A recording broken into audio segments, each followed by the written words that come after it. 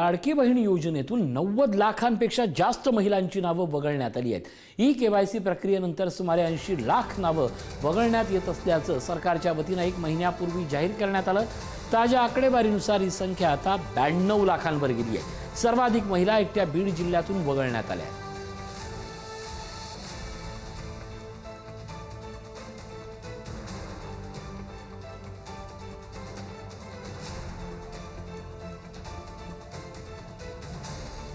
लाडकी बहीण योजनेतून 92 लाख नावं वगळण्यात आली।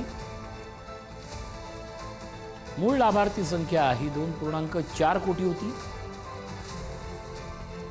सुमारे 50 ते 55 लाख महिला मुदतीत ई-केवायसी प्रक्रिया पूर्ण करू शकल्या नाही।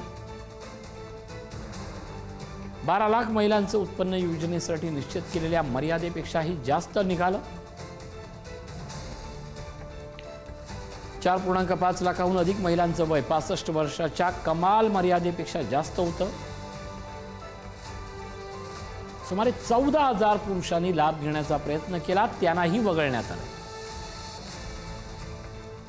सर्वाधिक 28 लाख महिला एकट्या बीड जिल्ह्यातून वगळण्यात आल्या आहेत। 92 लाख लाभार्थींना वाटलेले जे पैसे रक्कम आहे कोट्यावधी ती वसूल केली पाहिजे।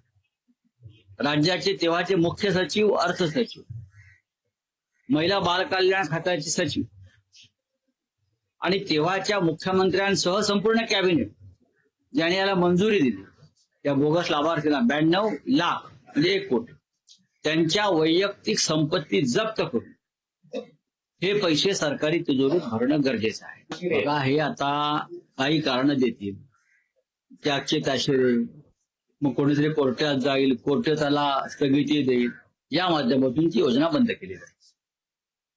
म्हणजे अयोग्य असतील तर कमी करावे, पण 92 लक्ष जर नावं मग माहिती नाही कमी जागे असेल तर याचं एकच कारण आहे, ई-केवायसी योग्य अजून मुदत वाढवण्याची आवश्यकता आहे। ई-केवायसीची मुदत वाढवली तर हे नावं योग्य पद्धतीने येऊ शकतात। दरम्यान देवा भाऊ, आता लाडक्या बहिणी तुम्हाला जड झाल्या का, असा सवाल शरद पवारांच्या राष्ट्रवादीच्या नेत्या रोहिणी खडसे यांनी विचारला। माझा देवा भाऊ आणि शिंदे भाऊंना एकच विचारणं आहे की तुम्हाला आता लाडक्या बहिणींवरचा खर्च दिसायला लागलाय का? तुम्हाला आता लाडक्या बहिणी जड वाटायला लागल्या आहेत का? जिथे तुम्ही लाडक्या बहिणींचे सगळे लाड पुरवतात, त्यांच्या सगळ्या हट्ट पुरवतात, तिथे महाराष्ट्रातल्या माझ्या लाडक्या बहिणींवरचा खर्च काढण्या इतपत किंवा आता त्यांच्यावरती होणारा खर्च हा तुम्हाला जड वाटायला लागलाय का?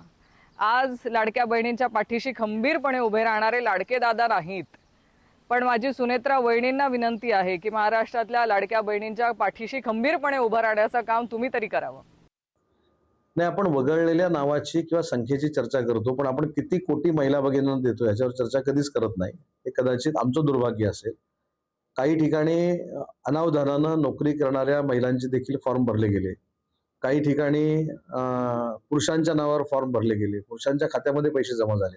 अशा पद्धतीचे आक्षेप असलेले जे फॉर्म आहेत ते वगळण्याचा निर्णय घेतलेला आहे। त्याच्यामध्ये कुठेही पात्र महिला जी आहे, आमची महिला भगिनी जी आहे, तिला वगळण्याचा निर्णय याच्यामध्ये घेतलेला नाही।